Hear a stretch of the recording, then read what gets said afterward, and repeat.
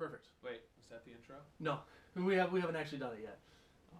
But it'll be like, hi, I'm Ryan. You'll say, and I'm Jeremy, and welcome to the Dusty Controller Podcast. And then we'll just You kind know of... what would be hilarious? What? To just make this the intro for the first episode. We haven't even synced up the audio yet, but you know what? Let's go for it. Why not? We'll see. Here.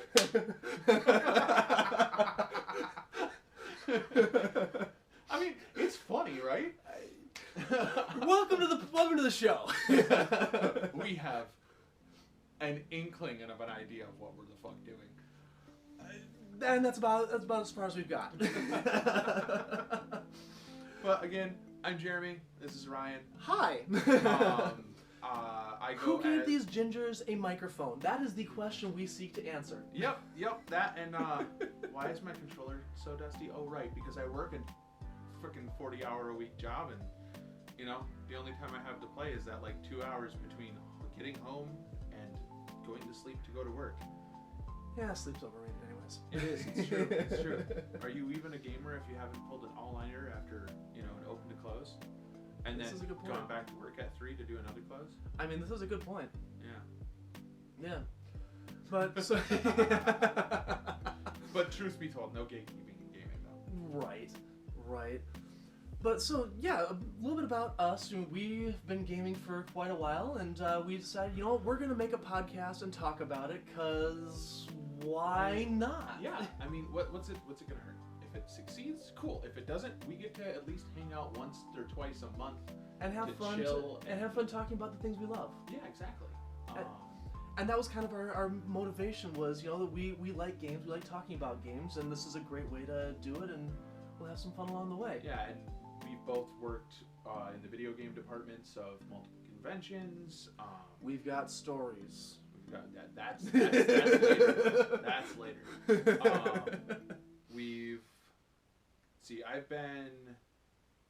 I was raised by a gamer. Yeah. So I've been, you know, my dad did electronics repair out of our basement. Yeah. And mainly worked on computers. And back in the early 90s, shareware was huge. Oh yeah. I remember that. Oh yeah. So basically, half the time my dad would take payment for repair or doing some work on someone's computer by going, see all these shareware programs you have on here? Your payment is I get to take those programs. Because it's shareware. Yeah. And once you have the program installed, moving the program over to another machine is, there's not a key needed. It's trivial, yeah. Yeah. Yeah. So we had everything.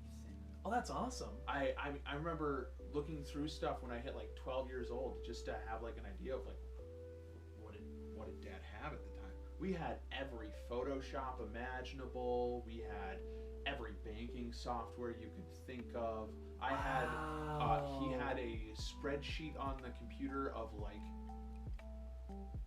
200 some Windows keys. Really? Because he was keeping track of Windows keys, not to like nefariously use them, but for these, because a lot of the people he helped wouldn't remember their key. And they would have no idea. And then so they'd go to like re-image their machine and not have their key. So he kept record of everything. Yeah. Yeah, wow. But because of that, some of the first games I ever had experience with was one, the NES, and two, shareware games. Yeah. So, like, and half those games, no one's, unless you played, like, you were in during the shareware days. Yeah, yeah. You've never heard of things like Blood One Whole Unit. Yeah, you had mentioned that, and I had never even heard of it. I had never even heard of that game. You know, when we were doing our planning, you had brought up that game. I'm like, I've never even heard of that one. It's literally, it's a, like, Duke Nukem Doom style. Okay. 3D graphical, except it's like super blood and gore. You literally the opening scene of the game is you climbing out of a coffin. Okay, so it sets the tone right out the gate. Yeah, okay, like all right, you spawn and start the game in a coffin. And okay. It's just that like running around different levels, exploring, unlocking doors, killing enemies. Yeah, yeah. You know, that Doom Frankenstein type thing. Yeah, and, yeah. You know, I'm like 4 years old and playing this shit. Oh my god. And I didn't grow up to be a serial killer, so... Mark the calendar. Congratulations. No, and like for me, like I grew up gaming, but my family was not like a family of gamers per se. I mean, my dad, you know, when he was in college, you know, like my dad graduated from college in 1976, so right before the Atari 2600 came out. But like Pac-Man and, you know, like Dig Dug, and like there were games that defined that time period. And so like he had experience with that. And I was like one of my earliest gaming memories was I was like 3, 4, 5 years, like around that time period, and I would do swimming lessons at the local YMCA every Saturday morning. And one of our, you know, little rituals, I guess you could call it, was where we would play.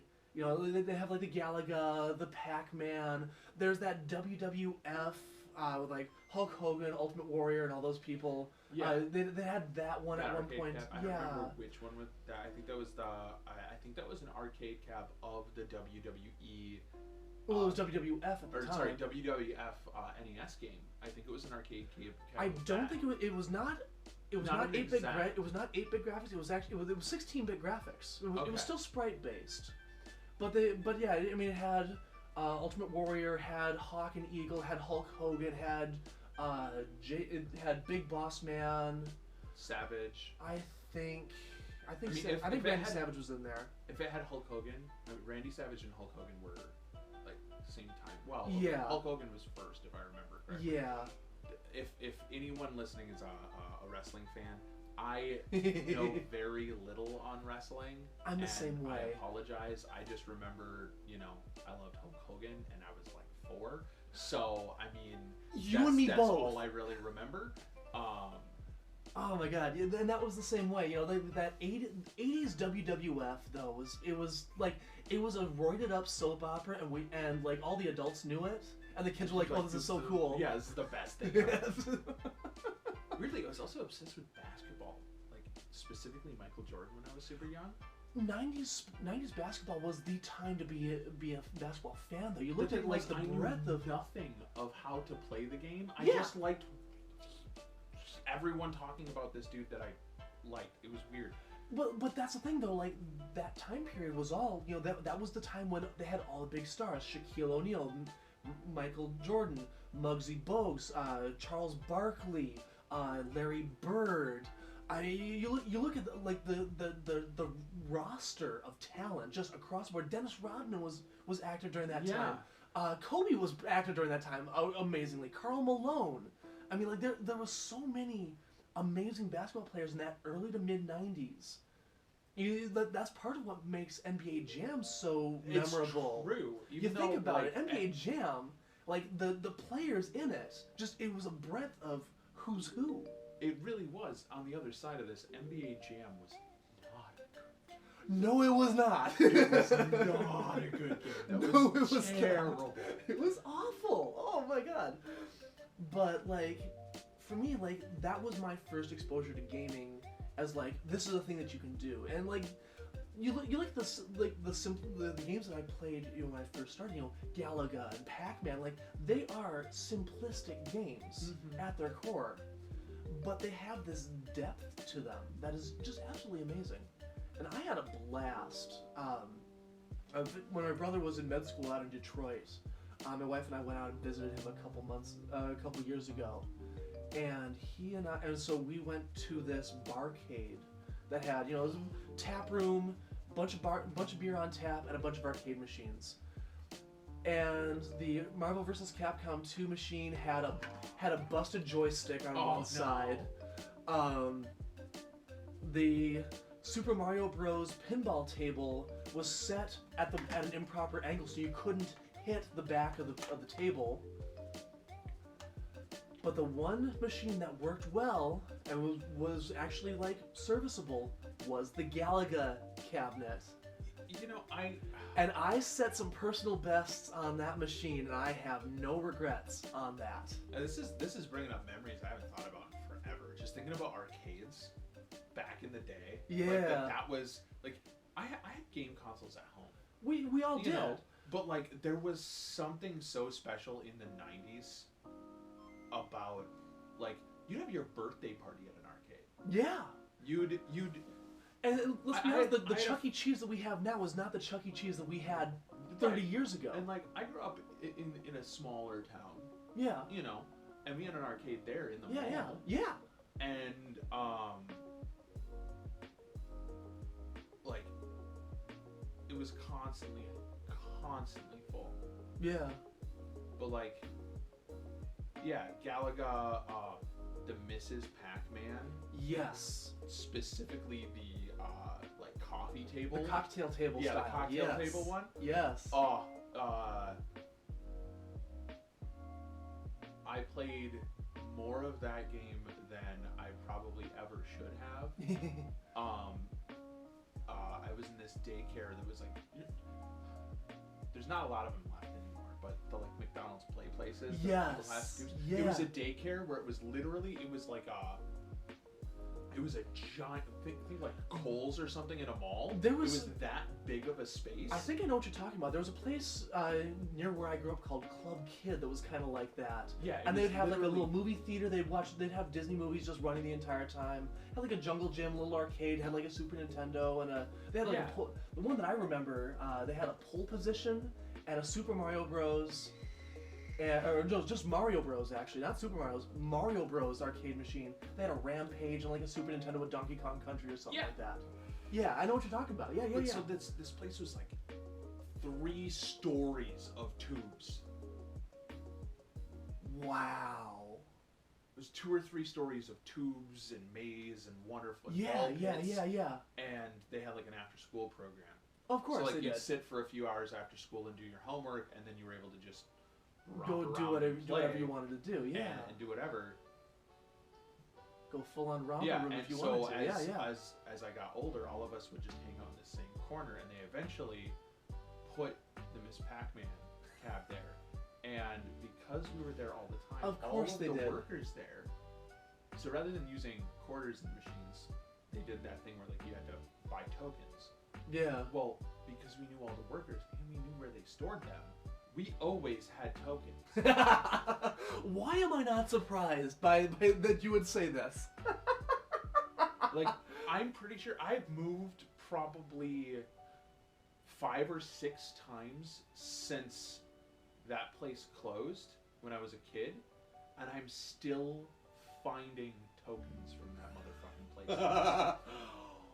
Wow. That's crazy. Yeah. That is ridiculous. So, like, we played so much Mrs. Pac-Man, and then we figured out that it was also a Dig Dug cab. And so I got very, very good at Dig Dug. I love it. I love it. I love it. So, what was the first home console you remember owning? The first home console owned by my family was, for my childhood, was the NES. Okay.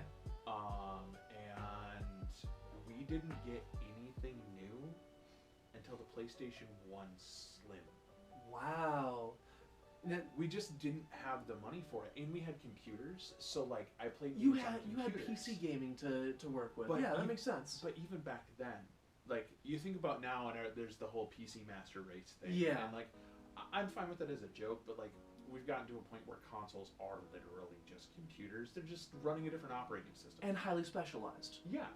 Whereas back then it was, you could play some games on any computer. Mm-hmm. But to play computer games, it was... You had to have a specialized computer for it. And you had to know how to make it do what you wanted it to. We need to do a whole episode on old PC gaming, because that is a whole topic in of itself. Actually, that's something you guys can look forward to. And so like, I played a lot of Myst and everything in between time, because that's a good like 6 years of not having anything. Yeah. You know, because the PlayStation, because I was born in 91. Mm-hmm. The PlayStation 1 came out in 97. And the Slim didn't come out till 2001. Yeah. Yeah, it's not 2001. That sounds Yeah. about right. Because it was after it was right around the time that the PS2 came out. So that was 2000. Yeah. They released the slim PS1 at the same time as the PS2 as like a budget option. No, if you it didn't. came out before the PS2 did. That's right, because the So it might have been 99. 99 sounds right, like 2 years for them to do the new model. Yeah, that or thereabouts. Yeah, okay. But yeah, so somewhere around there. like, Yeah. and I'd played a lot of PS2 growing up and everything, but just never owned one. Yeah, And yeah. ironically, because of all my electronics repair over the years, I now own like something like 4 or 5 PS2s. I think I got you beat. I got like 7. I had to get rid of it, but I had like 6 PS3s, most of them unrepairable. Yeah. But it was more like parts. Because Yeah, eventually you get had enough parts dead donors. ones, Yeah. you're going to have all the parts to make a good one. Yeah, yeah. And I think I still own like 5 Xbox 360s. Yeah. Just because you'd be able to just Frankenstein them together. Yeah, and a lot of the time like Red Ring. Mm-hmm. Oh god, that could be an entire franchise. Oh yeah. Just talking about the fuckery that is, the craziness that is Red Ring. Yeah. But like, so the games that I grew up playing were those random shareware games. Mm-hmm. There were some of them I wasn't allowed to play. There were a lot of games like that for me. But then like, my dad would be high and just be like, "Oh, you want to spend time with me? Come in and watch me play Duke Nukem." Oh yeah, there you go. You're not allowed to play this because it shows TNA. Yeah, TNA. That I was like, how am I gonna phrase this in a I- PG-13 way? Yeah, it shows TNA, and like, my dad did not get it. He didn't care. He did not care at all. He didn't care at all. Yeah. Yeah. See, and like for me growing up, my parents were very, had a very hands-on with, what I was allowed to play and what I was not. So the only times I got to play Mortal Kombat would be in the arcades or when I was at a friend's house, and there was very much I don't like you playing that. You shouldn't be playing that. I'm like, but I like this game, sort of thing. Yeah, and it was an opportunity to be social with friends, but so like a lot of those experiences were like, just for reference here, I grew up in a fairly staunchly Christian household, and funny story. So there was a TV show in the 80s called The Adventures of Conan the Barbarian, or Conan the Adventurer. Yes. And it was, I was allowed to watch that show to my mom's protest, but the only reason why I was allowed to watch it was because in the opening credits, there's a scene where one of the guys is pushing these 2 pillars apart and this building collapses around him. And I go, look, it's Samson from the book of what book was that in the Bible? The guy who as long as Samson he didn't, and Delilah. Yeah, Samson and Delilah. So Samson died by pushing 2 pillars apart and collapsing this palace on this king. And so my dad's like, honey, he's paying attention in Sunday school. Throw him a bone. Yeah. And that was the only reason why that was the Conan that God, what's the actor's name? He was also in Andromeda. Okay. And, see, and I don't the guy who played him. Or no, never mind. I'm thinking of the wrong actor. I was thinking of the guy who played Hercules, and it was conjoined with Xena. Different guy. Yeah, No, different guy. That's a whole nother. That's a whole nother rabbit hole. But no, so like, growing up, I was very restricted. I was very limited in what I was allowed to play. But Christmas, 2nd grade. I was in 2nd grade at the time, and for Christmas, my parents purchased a Sega Genesis for myself and my brothers, and we still own it. It's still in our family. It's still in our family's possession. I think my youngest brother has it with him out in Michigan now. But we had Sonic 2. We got Sonic 2 by mail after the fact, so we didn't have it right away. But we had Sonic Spinball, Miss Pac-Man, which was actually a gift from my dad to my mom, if I recall correctly, and Barney's Hide and Seek game. That game in itself is a trip. On the back of the box, it actually says, and it makes this a selling point, Barney never dies. is a selling point on the back of this box. Like, pardon the language here, but what the fuck? Right? Like, so the game was designed to be like an early childhood, like, I think for PG, yeah, we get by with one, right? Yes. Okay. We've blown past that point already, so we're gonna have to censor quite a bit. Yeah. Sorry. Thanks, Jeremy. I swear like a sailor. Okay. I've noticed. But yeah, so like that was one of like the selling points. So you go around, you'd find like presents, and then there'd be like the kids from the show, and Baby Bop was in there. So you find them, and so when you find them, they'd pop out and you'd give them a hug and they'd run off, sort of thing. Okay. And then they count it and then count up how many you found, and if you didn't touch it, it'd start playing itself. And bear in mind, my brother was like 3 years old. My middle brother was like 3, and my youngest brother was 2. So they loved this game. We still have this game. And if I was smart, hint, I'm not, I would have gone over to my parents' place and grabbed it, because what we do with it now is we slip gift cards in there to give to each other at Christmas. And it has become an inside family joke amongst all of us. At some point, I hate that I'm saying this, but we're going to have to play it. You know what? We can make that happen. We could make that happen. Like, I hate to say this, but I feel like I need to experience the absolute monstrosity of this thing is. Yeah. Just reading the box is a trip in and of itself. Like it's so ridiculous, and I love it, you know.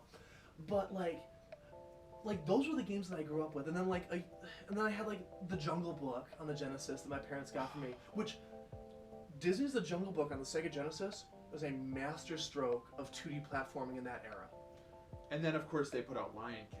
Yeah, and we're gonna have to do a whole episode just talking about like 90s Disney games, just because there is so much that can be covered in that. There was the just because we're on the subject, did you ever play the Mickey Mouse Magic one where you play Castle of Illusion starring Mickey Mouse? Yes. Where it was like Donald, him, you're jumping through like leaves and forest and all that. So that was for that was amazing. Beautiful platforming, hard as hell. Oh yeah, I had it at daycare. So my exposure to Castle of Illusion was before we had the Genesis. If you know, as like a special treat, you know, if I would, you know, like a surprise and all that, we'd go down to the Mr. Movies just down the street. It wasn't even not even a Blockbuster Hollywood Video. Mr. Movies was like a one-off, like family-owned place, and rent a Sega Genesis for a weekend, and that was my exposure to that game. And yeah, no, hard as hell. Oh yeah, way harder than it needed to be. But at the same time, it was one of those games that it's Mickey Mouse, so of course the parents are going to give it a pass. You know, it's like, okay, you can play that. And in that same game came out on the Game Gear. Yes. God, do you remember when Perkins had Game Gears? No, I do not. There was a Perkins did some promotion with Sega for a Sonic game or something. Interesting. And so I think it was supposed to be something like you'd pay an extra $5. Okay. And it was targeted at kids, of course. Obviously. It was you pay an extra $5 and then you can give your kid access to a Game Gear while you wait for your food. While you wait for your food. That's brilliant. That's brilliant. That's awesome. I love it. The Perkins where I grew up literally emptied the claw machine in their lobby and just filled it with Game Gears. After the promotion had ended. No. Really? They turned off the claw machine. They just used it for storage. I love it. And given I was very young, but man.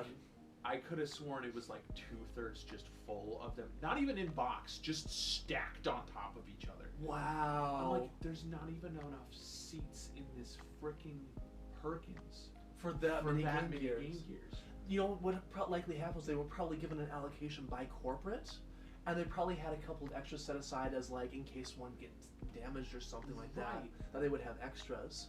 But I want to know what happened to those. Did they have to be returned to corporate? Did they get like distributed through the staff?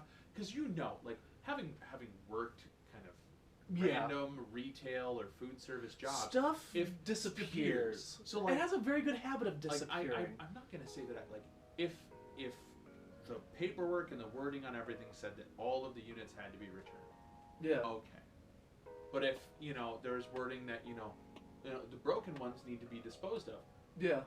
I'm taking that motherfucker home. Right. Exactly. Like I don't care that Let's see. It's 2022. I'm pretty sure the statute of limitations is expired. Yeah. So I totally would have jacked one of those. But no, like I worked for GameStop for 4.5 years, and we had some of the Fallout 3 Game of the Year strategy guides that had gotten pennied out because they were discontinued. So I had to go toss them in the dumpster. They were still in their shrink wrap. Yeah, they went in the dumpster. I made off with 2 of them. Yeah. I brought them out to the dumpster and kept them in my car. Yeah. They went in a dumpster-shaped receptacle, my trunk. Yeah, exactly. Yeah.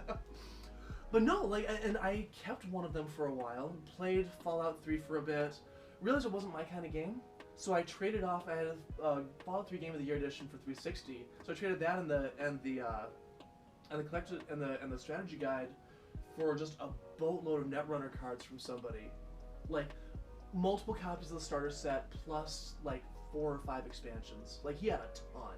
Wow. Like it was like at the time it was so, like he had put some money into this, and I just took all of it. Oh wow. Which was great. That was fun. But yeah, no. So those strat guides are long, but no, and each of them were individually numbered. That's right, for the collector's edition ones. Yeah. Mm-hmm. God, I don't feel like they do that for collector's edition. Well, strategy guides aren't anymore. That's a whole other thing we could talk about. We can talk about that and the fact that insult to injury for the fact of what was the company that was making all those strategy guides? Prima and Brady Games was another one. Nintendo did a lot of their own. Yep. For the only one that was still holding out that was doing like the Call of Duty and all that. That was probably Prima. Might have been Prima. It's probably Prima. What game do you think was the last physical strategy guide made for? Ooh.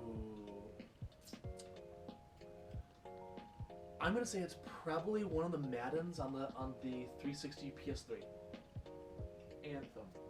Really? Anthem was the last one they made. Really?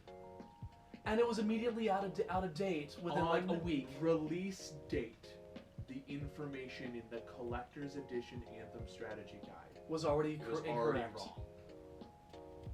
Wow. JPAC bought one. Of course he did. Of course he did. We didn't know that Anthem was going to be this bad. I had an inkling when I first saw it announced at E3. I'm like, okay. Because what we saw at E3 was the game everyone wanted. See, here's the thing about EA. There's lies, there's damned lies, and then there's EA promises. So E3.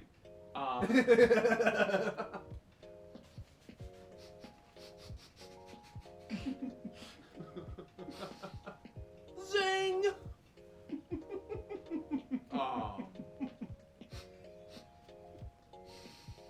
Oh my god. Yep, you went there. Yeah, I mean,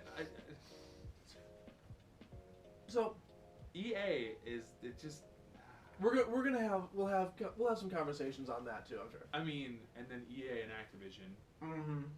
And then Activision Blizzard. Yeah. And now with them being part of Microsoft. They're all owned by Microsoft. Mm-hmm. So maybe EA is not owned by Microsoft. They just have a joint partnership with Activision Blizzard. No, EA has a joint partnership with Microsoft for Game Pass. Right. Yeah. No, and now my brain is going through the list of recent EA games and if they were good or bad. But no, getting back on track, what was the first console you purchased for yourself? A laptop. Okay. Okay. How about like consoles? Now, like, getting away from PC. How about consoles? The first console I bought for myself.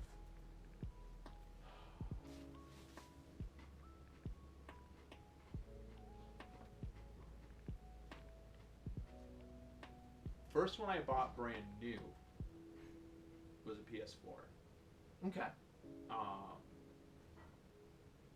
I lucked out, and as like everyone would upgrade, Mm-hmm. I would just get given hand-me-downs. Yeah. Yeah.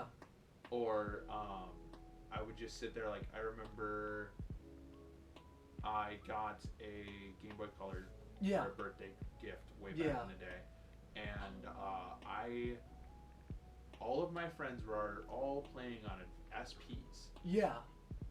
or DSs, and Yeah. I was still sitting there playing a Game Boy Color. Old school. And But also not good for your not necessarily good for your social standing. And so one of my friend's parents bought a 3DS and were going to give me an original 3DS, and then decided let's not spend that much money because it's gonna feel weird that we just spent like $200 on. Yeah. Yeah. I mean those things So were they bought me an SP. okay. And that was huge improvement. For Oh, me. significant. Yeah. But like, Backlight and everything. Yeah. Little flip up. yeah, the SP like was most fantastic. of the consoles that I had growing up, I never bought. And by the time I was working and could buy consoles, I had a computer. Yeah. And so I was just doing computer gaming. And then that died, so I turned back to consoles. Mm-hmm. And it's weird. I have all of these like Sony and Microsoft, like multiples of all these like old Yeah. Sony and Microsoft consoles. I only have for Nintendo. I don't have it. All I have is no. I have an N64 now. Oh yeah. And a GameCube. Yep. Just got those. But like I didn't own any of them. Yeah. For my first console experience being an NES, I have never owned a Super Nintendo. Interesting. I've never played any Super Nintendo games. You know. Well, now I have because I emulated. Right. But right.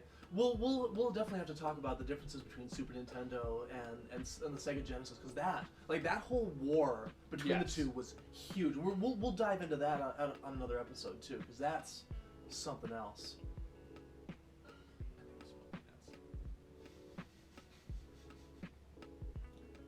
Of course. All right. Mind if I shut this? Yeah, go for it. Okay.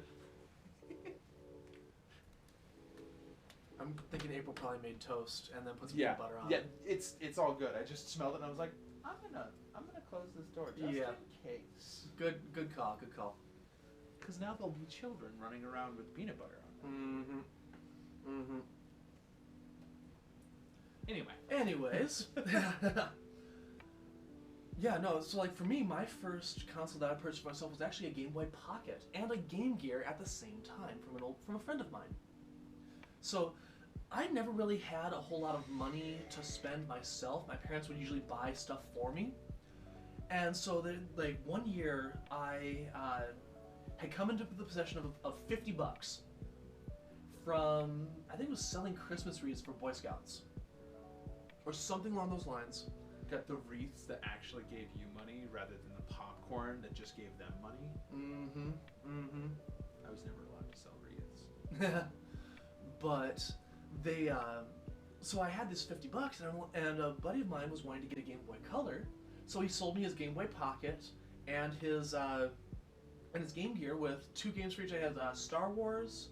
No, I had more games for the Game Gear. I had Star Wars, Rise of the Robots, The Lion King, and Sonic Drift 2 on the Game Gear. I haven't played Sonic Drift. It's actually a really good kart racer, like surprisingly so. I wonder if they'll ever bring it back. Doubtful. But and then for the Game Boy Pocket, I had Super Star Wars, Super Mario Land 2, 6 golden coins, and I think I had a third game, and I can't remember.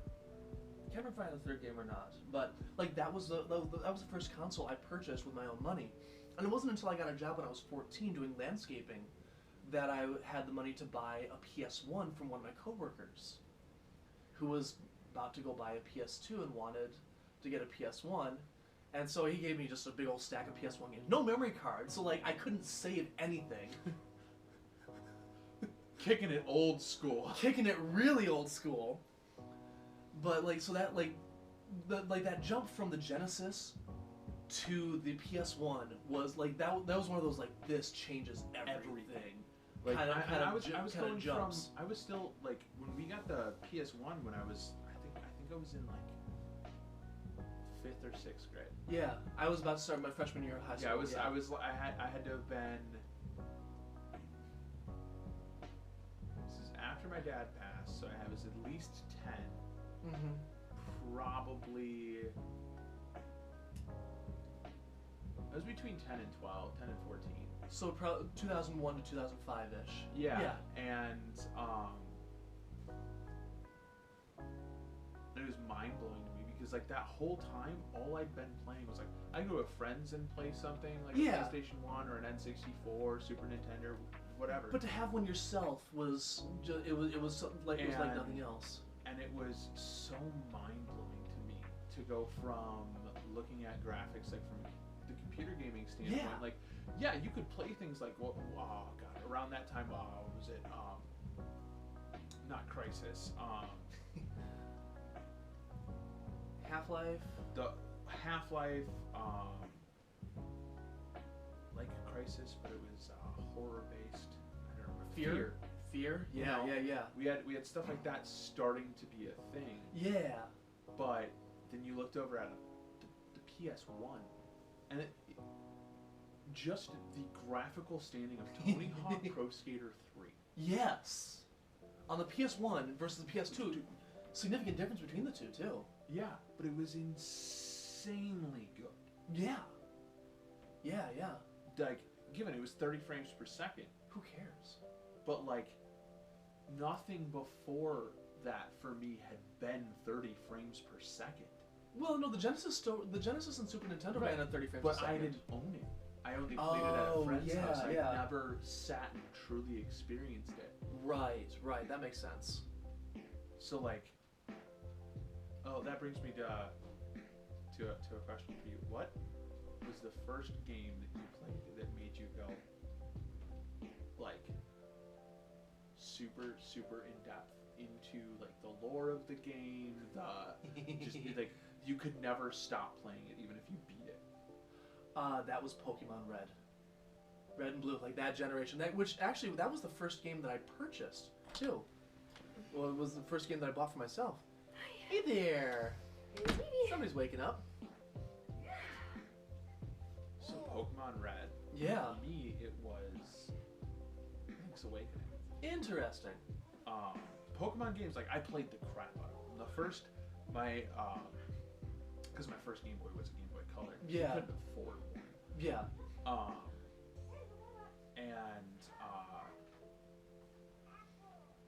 The first game, literally, I remember walking into the store with my mom because I'd done like enough yard work or some shit. Yeah. To for her to buy me a Game Boy. Right. We're not going to get into the fact of parenting should not be I buy this object that my child wants, and then within weeks, when they don't do what I want them to do, I'm going to take it away from them. Right. That's just no. That's not how parenting works. Anyway. Nice segue. The first game I got with it was Crystal. Okay. I played the other Pokemon games on friends' Game Boys and stuff, but like Crystal was the first one I finished. Interesting. And then I went back and played Red, Blue, and Yellow. And at the same time, I was at that daycare with all the tubes and stuff, and one of the friends I had there, his older brother did an exchange program from someone from Japan. No kidding. So one of my friends, before it was even announced in America, what Pokemon game do you think we were playing? Ruby and Sapphire. That's awesome. That's great. And no, sorry. When that was when Red, Yellow, and Blue were out here. Yep. Japan Japan Was got already- a green version. Well, green came out before. It was, Right. it was red and So green in Japan. He had green version, Yep. and he later got, when it released in Japan, he had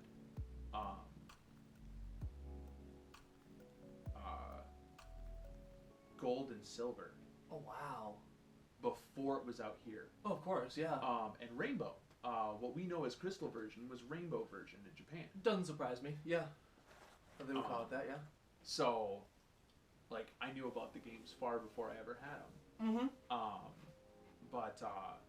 Yeah, and then I got Link's Awakening as a Christmas gift and delved into it. Yeah. Like, I'd never really played a Zelda game before. Even though I had an NES, I'd never touched Zelda 1 or 2. You know, when I was, before I was in kindergarten, I had won this is like late 80s, like 88, 89, 90, like around that time. I had won a Nintendo fanny pack that had Mario and the original NES Link on it. But it was the cartoon version. It was not like the sprites, it was the cartoons. So Mario was holding a mushroom and Link was holding his sword. Okay, that's sick. It was cool, so cool. But, and like, so that, like, I knew Zelda existed, but honestly, the first Zelda game that I played was Ocarina of Time. I've heard that from a lot of people, and then And it wasn't even, and it was when I rented it from a Blockbuster to play it. And that was the way that most, like, they didn't other than on like G4, they didn't advertise games on TV. Not really. Wind Waker was one of the, well, if you watch WWF and WWE in the late 90s, they would do ads for like the Madden games, a lot of EA games, the Tomb Raider, the later Tomb Raider games would have ads on during the commercials. But like, that was if you were on cable. No, broadcast. Broadcast? Okay. We didn't have cable at that time. Neither did we. It would, the Friday night SmackDown, they'd have ads for the Lara Croft. I was the Tomb Raider. It was the one after. It was the way the ad was placed. It was like these rocks were caving in, and you hear Lara saying, "My name is Lara Croft, and I'm about to die." Wasn't that the second one? No, it was like the third or the fourth. Okay. It's like, it wasn't. It was. And I can't remember what it was on the PS1, and I can't remember which one it is. Right. So I'm sure we're gonna get like somebody's gonna comment on YouTube or 3Speak and be just like, yeah, it's this one. I'm like, thank you. Yeah, thanks in advance.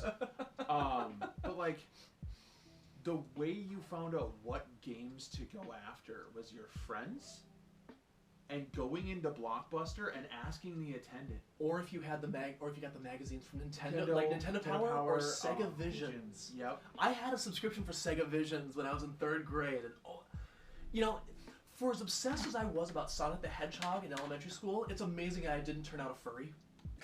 Like, just saying, like, I'm just gonna throw that out there. Like, I was obsessed with Sonic. Like, to the point of almost unhealthy obsession.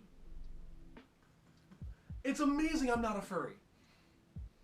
No disrespect, no shade.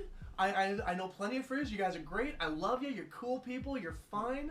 On the other side of this, how do you feel about Lola Bunny? Huh? I mean, okay. I mean, you're not a furry. You're not a furry. Eh. I love asking that question because it'll make people like, when I was a kid, and it's like, yeah, now you understand. Go on your way. Stop dissing on furries. No. For me, no. Growing up for me, it was Britney Spears' "Oops, I Did It Again." The red latex catsuit. There. Yeah. That was it. That was it. Don't try and argue it. I can't argue. Also, God, those were simpler times. Ain't that the truth? Mostly because we were younger and didn't have to deal with the everyday chaos of the world. It was a simpler time. You didn't have to. And let's be honest, we were blissfully unaware of what was going on. We were absolutely blissfully ignorant. That's not necessarily a bad thing for kids. No. If I do ever have children, I want their blissful ignorance to last as long as possible. Mm-hmm. With the caveat of, I really don't want to just send them into the world and have the freaking hammer just drop on them. So like, right. We don't want Kimmy Schmidt. We don't want more Kimmy Schmidts. But I guess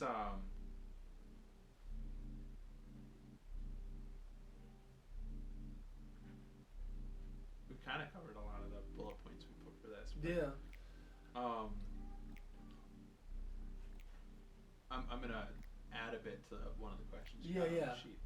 So, when you were younger, Mm-hmm. what genre of games did you gravitate towards? And now, as an adult, is it the same or is it completely different? So growing up, I loved I played a lot of the platformers because that was a lot of like what my parents would let me play. So Sonic the Hedgehog, like I grew up with the Genesis. Yeah, I didn't have the Nintendo. So Sonic the Hedgehog, Alex Kidd, the Disney platformers, Toy Story, Lion King, Jungle Book, Aladdin, etc. Aladdin is a good game though. It's a great game, but it had the same shortcomings of a platformer as the Lion King did. And there's story behind that. We'll cover that when we actually get to that episode. But yeah, but like so I played a lot of those platformers. I really liked fighting games. My parents did not like me playing fighting games, so it was one of those I had to kind of sneak it here and there, sort of deals. The challenge was you get to that point where you hit that skill cap, and you get frustrated because you can't figure out why, and then you got your little brother talking all sorts of smack behind you about how you're terrible at this game, yada yada. Yep. And you're dude, leave me alone. Get out of here. He doesn't leave you alone, so it's like, you try to physically move him out and like get away from me, leave me alone, and then you get blamed for it. And they're like, you should be playing these games. These are making you violent. I'm like, games not making me violent. That little son of a was making me violent. Yeah, and he got away with it. He got away with it. They always scot-free. Always did. And they know they can push my buttons and get away with it. Because the moment I react, I'm the one who gets in trouble and not them. Yep, always. So, fighting games were one of the things I figured that out as the younger brother. I hate you. And then, of course, I had two younger siblings that did it to me. So I mean, well, karma exists. Yeah. But those were the two that I really gravitated towards when I was younger. And then as I got older, I actually branched out into shooters when I was in high school. Started out with Counter-Strike, pre-Steam Counter-Strike, I might add. And the only reason why I was allowed to have the game was because my youth group and my church's senior high, we'd have these small group Bible studies. My Bible study group had a Counter-Strike LAN party.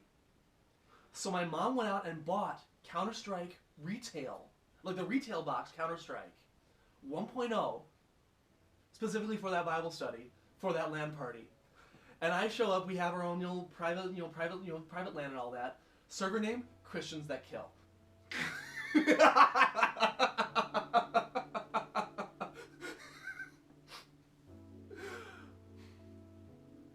not going to say the comment that I was going to make. Good. But prior to that, the only other shooter that I was allowed to play was Chex Quest, like that one right over there. When Limited Run Games had their release. If you're listening on Apple Podcasts, on the video, or other forms of podcast software. Yeah, well, in the background here we've got the Chex Quest Collector's Edition that was made by Limited Run Games about last year, I think, is when it came out. I think when they finally shipped it. I ordered it before I moved, so it was they sold it in 2020 and then they shipped it in 2021. Yeah. And so when they announced it, I was like, oh my god, I have to get this. There's no way I can't buy this. I'm getting this thing because Chex Quest was one of those games, was one of the only shooter I was allowed to play when I was younger because it was non-violent. Yeah, non-violent. But so going from that, nowadays you look at the games that I play. I play a fair amount of shooters, and I enjoy them. I still love fighting games. I love pinball a lot more than I used to. Like, coming full circle now, when I first started out with gaming at the YMCA, they actually had a pinbot table at the YMCA for the longest time. And my dad loves pinball. There was a story that we told on my live streams a while back when my dad actually joined me to play some pinball on the PS4. We had the pinball arcade. Set that up and just went to town.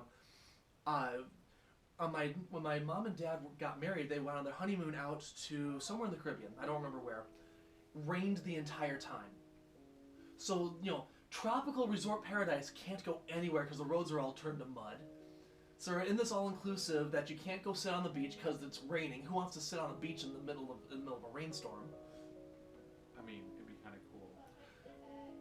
But, so, like... It's not romantic. It's not romantic at all. No. So they sat in the hotel, they sat in the resort bar, and they had a haunted house pinball table that my dad got very, very good at. Oh, yeah? And he exercised his skill in the haunted house on my stream and proceeded to school me 7 ways to Sunday. Damn! Oh, I got my revenge with Gorgar, so it all worked out. Actually, if but like, maybe we'll do a pinball episode because we can talk with that'd be fantastic. With Ben. Yes, that'd be a great one. He'd be a great resource to tap for that. Yeah, absolutely. But so like, my dad loved pinball. I didn't like it as much when I was younger, which is really weird. I thought it was boring. Like, I would play it here and there if my dad gave me a quarter to play around with him, but I wasn't like it didn't draw me in. There was that, and then like for me, my first encounters with pinball machines, I'd have to go up on a step stool to be able to see. We'd pull a chair small at the YMCA. We'd pull a chair over. Yeah, I was too small, and so like. Now that I'm an adult and actually sized to play on the machines, I love a few rounds of pinball. And about 6-7 years ago, I developed a love for pinball again, and sitting there like, and so I'd fire up Pinbot and be like, oh my god, this is amazing! I love this. Like, why did I hate this when I was younger? Because you couldn't see it. Because I couldn't appreciate it. More like, that was the difference. I could not appreciate it, and that was the thing. I feel that. Yeah. Yeah. So, how about you? What genres did you gravitate towards growing up, and then how did they change? I didn't really get a choice as much in my genre of like what I could play growing up. I hated educational games. I played a lot of educational games. I hated them. Mostly because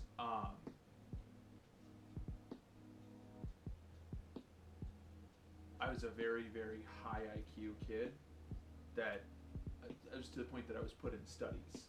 Yeah. For how the American education system affects gifted children. I was tested for my IQ when I was 6. I came back with an IQ of 130, and they put me in Mensa, and I dropped out after like 3 months. Yeah, I had a very similar experience where it was, I was in first grade when they started it. They put me on a program where I wasn't put into any specialization classes. However, every 6 months for the first like 5 years of school, and then like every 2 years for the rest of school, I was doing an IQ test. And the first time, I remember in 6th grade doing an IQ test, and the only help I could get is like if I didn't understand like what sin or a cosine or sine, cosine, tan, yeah, all that, like not understanding what does this mean. I could ask like what the mathematical term was, and that was all the help I could get. And by doing that, I was doing college trig and geometry. What? In 6th grade. What? So, very smart. However, through this study, they found out that the way that the school system is, at least in the district that I went through, it lowered my IQ because my brain had to rewire itself to show my work in math, to do it the way they wanted it done. The school was scientifically proven to make you dumb. Yes. That is ridiculous. But at the same time, it's like, it's crazy to think about, but at the same time, it's like, yeah. I mean, that's crazy. But so, I hated educational games because I'm like, I already know all of this. This is stupid. Yeah. This is stupid. Like, Yeah. I don't care that it's, you know, some character I love from some TV show. Yeah. I feel like he's calling me stupid. Yeah. Yeah. And then I can sympathize with that. I can appreciate that. But so I mainly played a lot of Mario Brothers, Super Mario Brothers specifically, and a lot of Duck Hunt. And then I put it on that list that we made. The name of the game. Oh, what was it? You gotta pull it up now. Oh, I know. I don't have access to it on my phone. It's the OneDrive. Yeah, give me 1 sec. I'll pull it up. But so there was one game I still cannot remember the name of. It was Gravitron or something like that? No, that's a pinball machine. That's a carnival ride. That is. The UFO-shaped carnival ride. I don't remember the name of the NES game, but you played as like an attack helicopter. It was a top to bottom scroll. Oh, there was one on the Genesis. There was Jungle Strike and Desert Strike on the Genesis. This one, it was just one word. I don't remember. I'll look it up and find it eventually. But Choplifter? No. No, okay. No.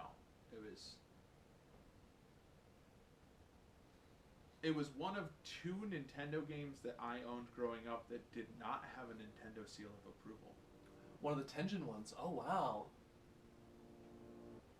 Wow. Mm-hmm. Well, that's sad I don't still have it. That's a whole story in and of itself, too. But on that OneDrive, it was... You put in Blood One Whole Unit, the Castlevania, and Doom. Pretty sure I put... And Super Mario Bros. Duck Hunt. Oh, and then Wizards and Warriors 2. Wizards and Warriors 2. Yes. I'd never played the first one. And my dad was playing it one day. And I'd enjoyed Castlevania games in the little bit I'd been able to play them. And so we didn't own any Castlevania cards. We'd borrow them from friends.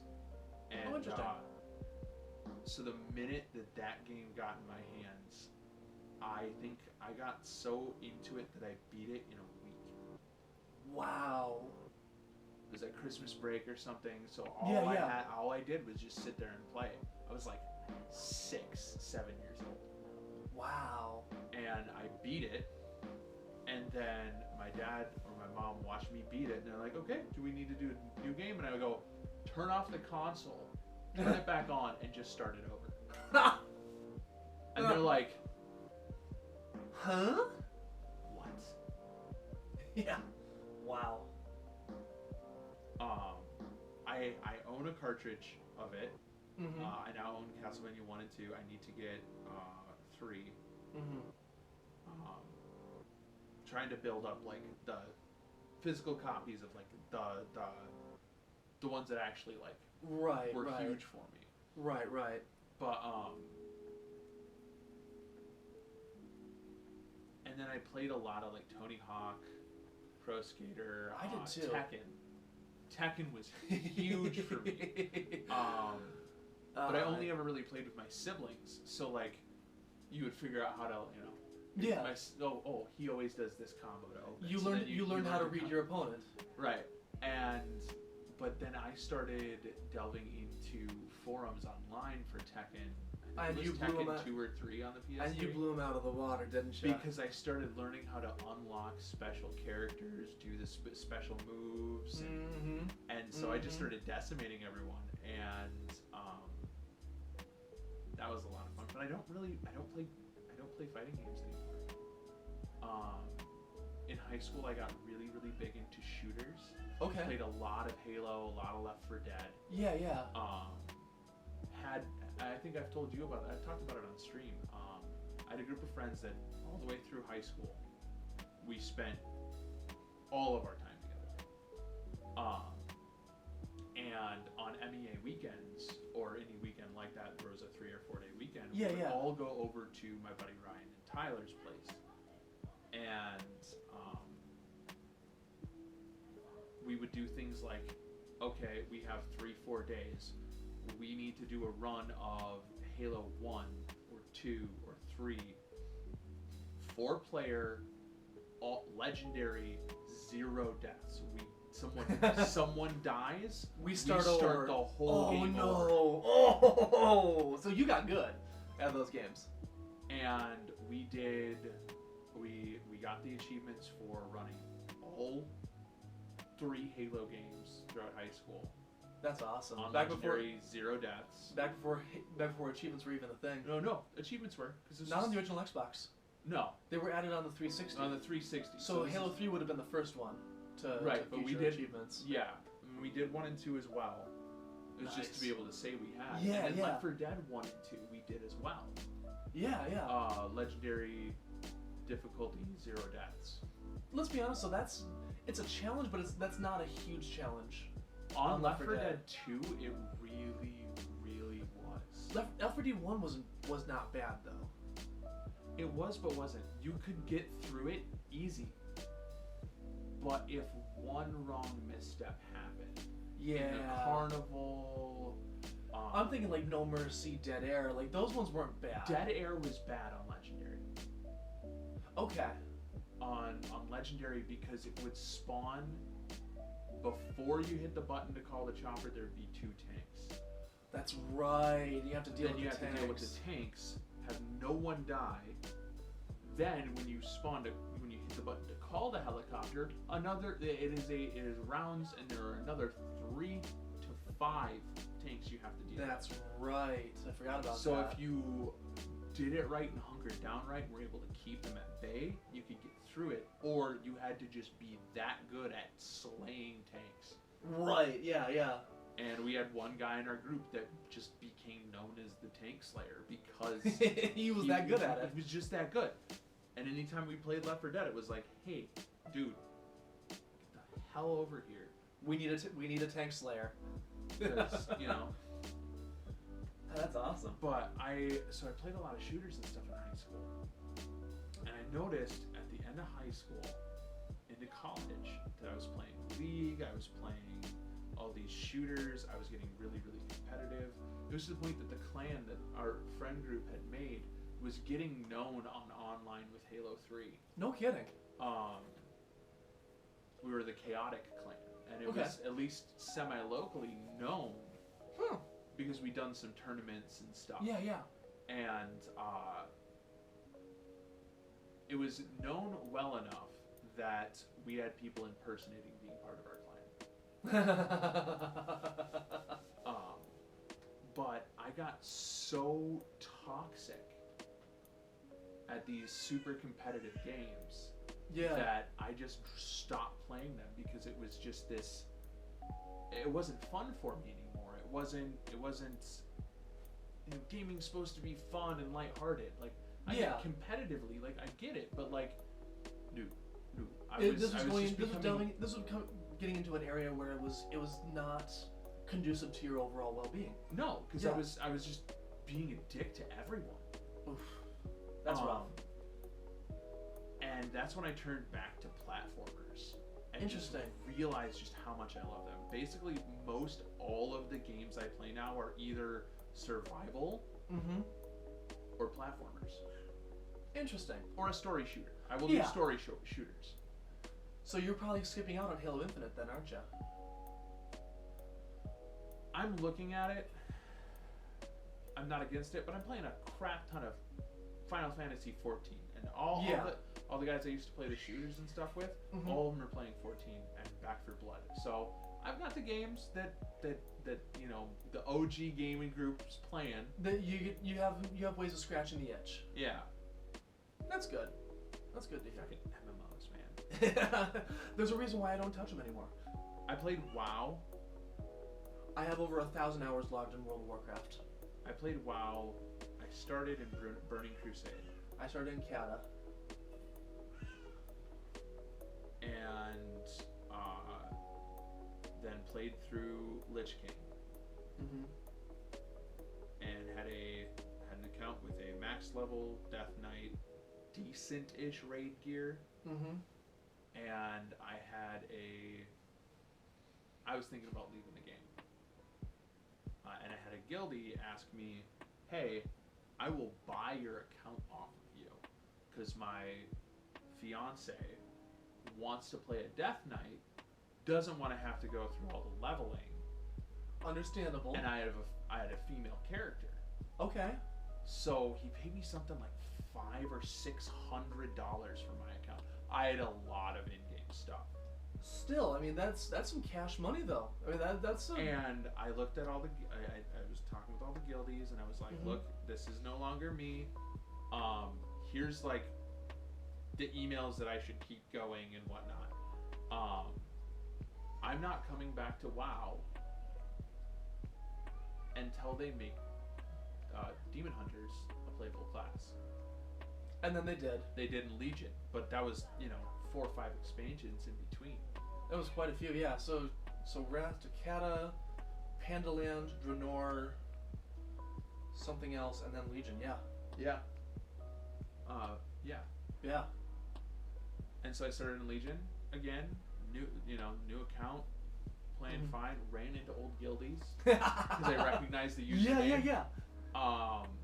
It was a grand old time, and then BFA, Battle for Azeroth. Yeah. Ruined a lot for a lot of people, I heard. Yeah. So BFA wasn't bad.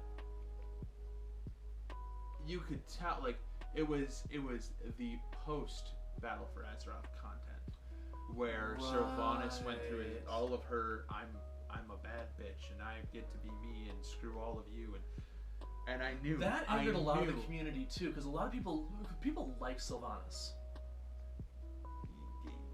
You either liked her because you were an angsty,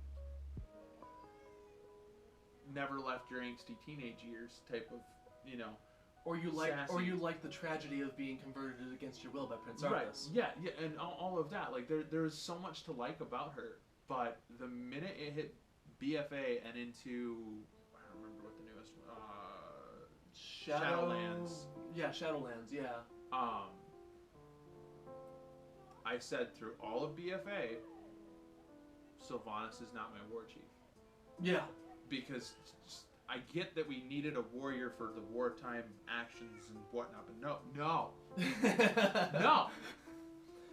And then what they did with Grommash Hellscream as well, and yeah, what was that? What part? I think that was Draenor. Was that Draenor? I think. Yeah. Yeah, that was just. But like, I thought WoW needed a mention because it definitely was a big part of my formative years as a gamer. Yeah, it was that way for a lot of people too. I had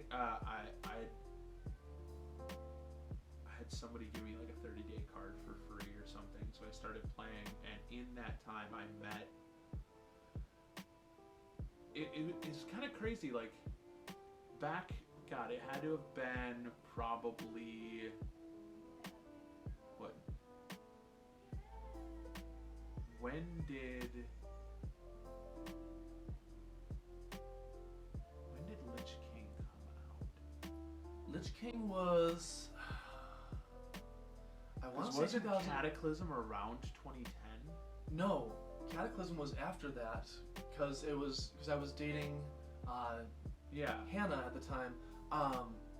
That was so Cata was. I want to say Cata was 2012. Okay, so I think Wrath was like 2008 or 2009. Yeah, so that makes sense because all my friends were playing RuneScape. Yeah. Yeah, the other big MMO at that time. But so WoW was very different then. At least from my experience. Oh yeah. Because like everyone was just very like community driven. Very much. And so I randomly ran into this couple that was role playing, and I needed help, and they're like, "Oh yeah, no." And then they realized that like I was playing alone, so they invited me to come along to their role playing guild. Befriended everyone, and this couple, married in real life. Yeah. They paid my sub for like a year or two. Really? Just because they wanted to make sure I felt like I had somewhere to be. Huh. Fascinating. Yeah, it was amazing because it's just this like I randomly met you in this game online, and now you're paying $13 a month at that time? Yeah. To keep buying my game time so I can keep playing this game with you. Yeah. and you're like twice my age. You're old But enough there to was be- no creepiness to it. It was just, you need a place to be able to be you. Yeah. Yeah. That's crazy. Huh. Good times. It's crazy, like, to actually go down the memory lane of this Yeah, yeah. and actually think about, like, your history with video games. Yeah. How different do you think our lives would be if we'd never... Met over gaming. Yeah, it'd be Or like, not gotten into gaming the way we have. yeah, it There's so much in this life that I wouldn't have done. yeah. You know, and I'm reminded of this one European PlayStation ad that I love. Never aired stateside. They did 3 different versions of it, but for the most part, they were all basically the same. And I love it. I love it so much. I actually memorized the monologue just because it's that powerful. For years, I've lived a double life. During the day, I do my job. I ride the bus. I roll up my sleeves with the hoi polloi. But at night, I live a life of exhilaration, of missed heartbeats and adrenaline, and, if the truth be known, a life of dubious virtue. I won't deny it. I've engaged in acts of violence, and even indulged in it. I've maimed and killed adversaries, and not merely in self-defense. I've shown a disregard for life, limb, and property, and I savored every moment. You might not think it to look at me, but I've commanded armies and conquered worlds. And though, in achieving these things, I've set morality aside, I have no regrets, for although I've lived a double life, at least I can say I've lived. I love it. Think about how powerful That a is so- statement that is. It really is. In 90 seconds, over the air as like a commercial. That's crazy. You think about that, it's like, But I also understand why it did not fly in America. oh, of course not. Well, they also had a guy basically sitting in a bathtub, like from like Oh, I think I've belt seen up, this. and he's Yeah. like this. You know, the camera is like belt up, so you can tell he's like completely naked. But like there's enough like, yeah. So like there was enough that you could get away with it in Europe, but you would not be able to get away with it here. Yeah. But no, it was just like that was it's such a powerful statement of like gaming as a lifestyle. It's you're experiencing lives outside your own. You can push that button and see what it does. And if it doesn't do the thing you want, you just back up, you know, load an old save, Yeah. and you can try a different path. And you can explore. It encourages good gaming encourages that exploration and living lives outside of your own. Yeah, and through that gaining empathy and understanding of other viewpoints. Exactly. Yeah. Bet you did not expect to go all philosophical with this, did I mean, ya? it's me. I tend to just expect some kind of philosophical BS to come out of my mouth, but like.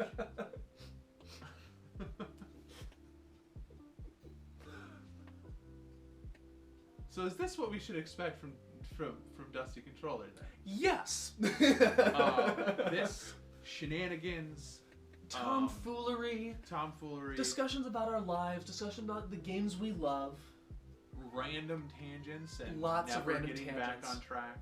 good luck.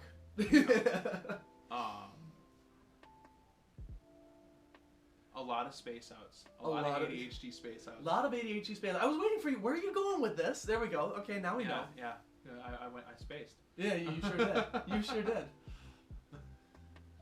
But yeah, I think this How is long are we trying to make these episodes? about an hour to an hour and a half, so we're right in that sweet spot right Oh, now. well, So I was shit. gonna say this is a great ending point for this episode. Yeah. Yeah, I want to thank everybody for listening. If you've listened this long, this has been a presentation of the Dusty Controller podcast. You can listen to us on YouTube, 3Speak, and on Apple Podcasts for the time being. And down the line, we might just branch into some other platforms as well. All the music from today was provided by Stream Beats by Harris Heller. You can listen on streambeats.com or go through Apple, Spotify, YouTube, or any number of music streaming services. All music is copyright free and usable on your live streams, your YouTube videos, or even your podcasts. Or TikTok. Or TikTok too, yeah. And once again, I'm Ryan. And I'm Jeremy. And this has been the Dusty Controller Podcast. You can find links to all of our socials, our Twitches, our Twitters, and all the fun stuff. All the fun T words, it would seem. Twitch, Twitter, TikTok. All those. Yeah, they'll all be linked below.